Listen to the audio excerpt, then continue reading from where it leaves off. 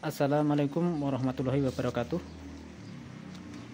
Sahabat tani, khususnya para petani porang, pada kesempatan kali ini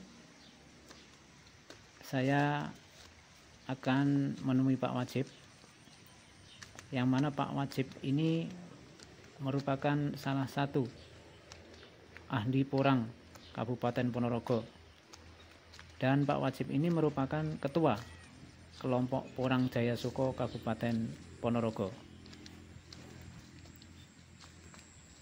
Dan Pak Wajib ini pada musim tanam tahun 2020-2021 ini beliau menghabiskan modal sekitar 2 miliar. Bagaimana ceritanya? Oke, mari kita menuju ke lahannya Pak Wajib.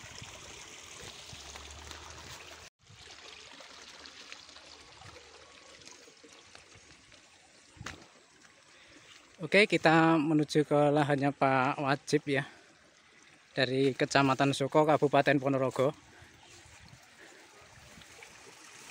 Kita mau bertanya ya tentang teori penanaman porang ala Pak Wajib. Pak Wajib, badhe tangklet sakit nggih? Monggo. Nggih. Jangan nyuwun keterangan. Ini Pak Wajib. Ini ngaten Pak Wajib nggih. Bahasa Jawa apa bahasa Indonesia Pak Wajib? Bahasa Indonesia saja, Pak. Oh iya, bahasa Indonesia. Ini mau tanya.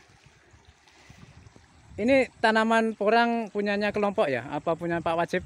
Ini sebagian punyanya kelompok, yang Iya. separuhnya dengan luasan 2 hektar ini, yang separuh punyanya mandiri itu, Mas. Oh iya. Terus ini cara pengolahan Pak Wajib. Cara olah tanahnya bagaimana yang pertama itu?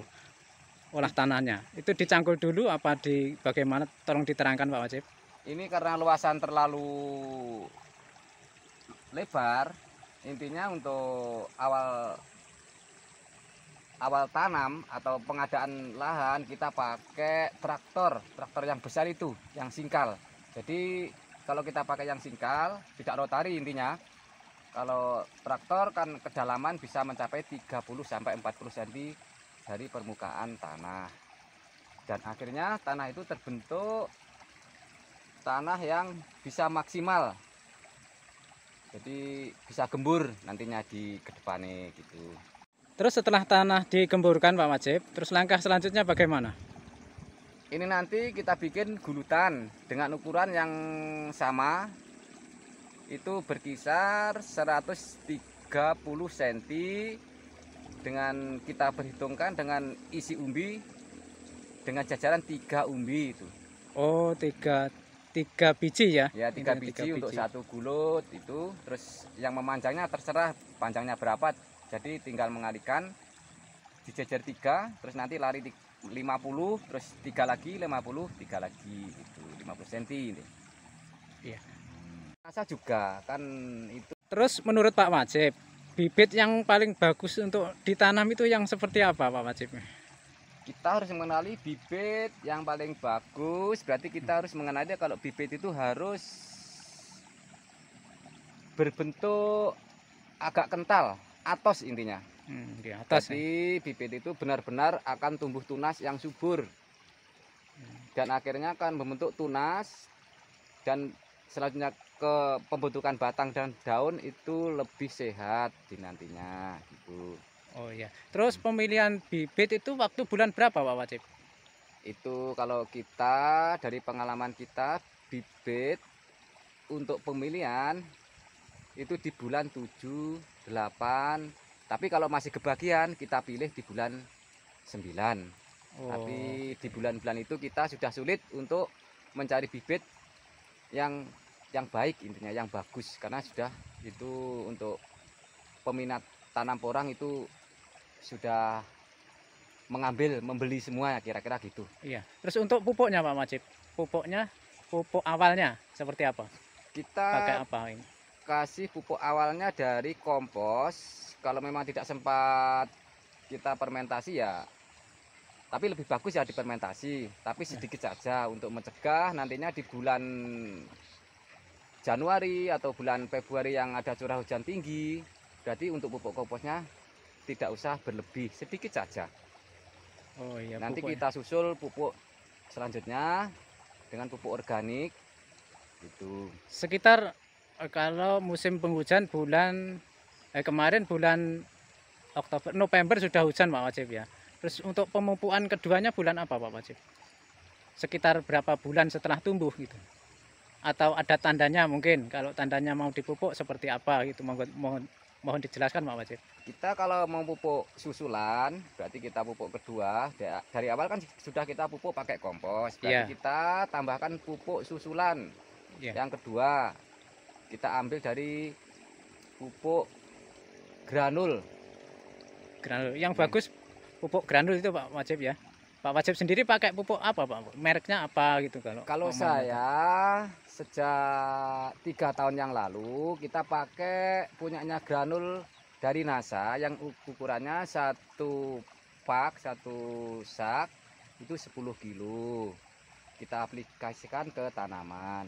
Itu jaraknya dari tanaman berapa senti atau Kita ambil bagaimana tengahnya saja dari pohon antar pohon, berarti tengahnya dikasih pupuk itu. granul ya? Ukurannya berapa Pak? Itu untuk jajaran 3 yang dibilang 3 baris, kita Ya. kasih satu carukan agak kecil gitulah. Pokoknya Berarti sekitar 4 sendok. ya gitu 4 Ya, sendok 4 sudah sendok. cukup itu. Terus selain granul Pak Wajib, apa lagi? Itu mungkin untuk Itu pupuk. untuk mengimbangi pertumbuhan, kita tambah nutrisi dari kimia. Jadi kita andalkan, kita pakai Yaramila sedikit.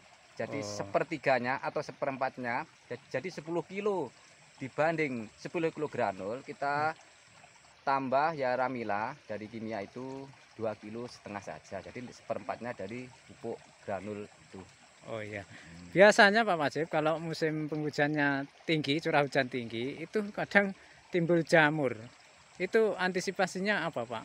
Ya, Bagaimana? kalau mau timbul jamur di bulan biasanya jamur tumbuh itu di bulan Januari.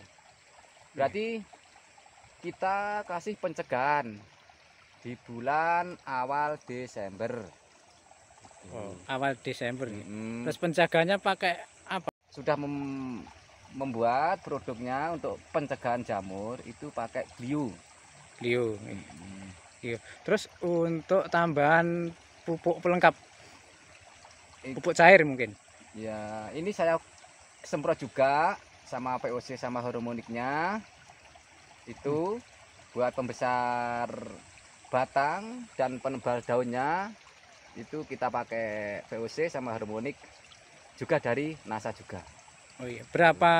Selang berapa waktu untuk pemupukan Pak Wajib? Itu kadang 2 minggu sekali. Kalau ada waktu ya 12 hari lah. Iya.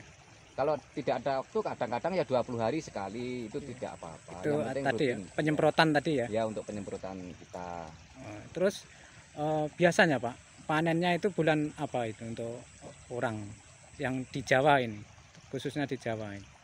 Kalau melihat cuaca yang kayak begini, karena porang kita dirawat dengan maksimal dengan memakai pupuk organik, diperkirakan untuk masa ripah atau masa panen itu di pertengahan bulan 6 itu Mas nanti. Bulan 6 sudah bisa panen ya. Sudah bisa. Terus ini menurut kabar Pak Wajib, Pak Wajib menanam berapa hektar Pak? Sekitar berapa hektar? Katanya orang-orang itu bilang Pak Wajib luar biasa, tanamnya banyak sekali. Itu berapa hektar Pak Wajib? Ya coba-coba lah Mas. Ya, itu coba-coba. Ya saya bilang berapa hektar ya sebenarnya malu, tapi kan itu uang yang saya bikin untuk pemekaran itu kan pinjaman itu Mas. Iya, Jadi pinjaman. ya pokoknya ya ada agak banyak sedikit gitu saja. Iya. Nanti kalau disebutkan nggak enak. Oh iya. Enggak Pak Wajib, modalnya sekitar berapa itu? Mohon dijelaskan. Katanya orang itu 2 miliar itu Pak. Apa benar ya? Mungkin kalau dihitung diakumulasi mungkin ya hampir 2 mendekati. miliar. Terus kemarin panen itu sampai kalau dihitung uang berapa Pak yang tahun lalu itu? Itu karena penjualan tidak langsung Bersamaan. serentak, Ya, serentak. akhirnya akan berulang-ulang. Ya, kalau dikumpulkan Mungkin ya bisa hampir 2 kali lipatnya itu. 4 miliar mungkin. Hampir itu, tapi ya uangnya sudah habis toh. Terima kasih Pak Wajib ya keterangannya. Ini Iya, Mas. mau lihat lahan dulu, monggo. Ya, Mas, Nggih, mari. mari. Mas, ya. Kita ya melewati tanamannya Pak Wajib yang dari jenis bibit katak. Bibit katak alias bupil. Ini ukuran berapa Pak Wajib? Ini Kataknya. 1 5 kilo isi 1 kilo isi 300-an Mas ini. 1 kilo 1 kilo bupil atau katak ini isi 300 ya. 350-an seperti ini, luar biasa nih.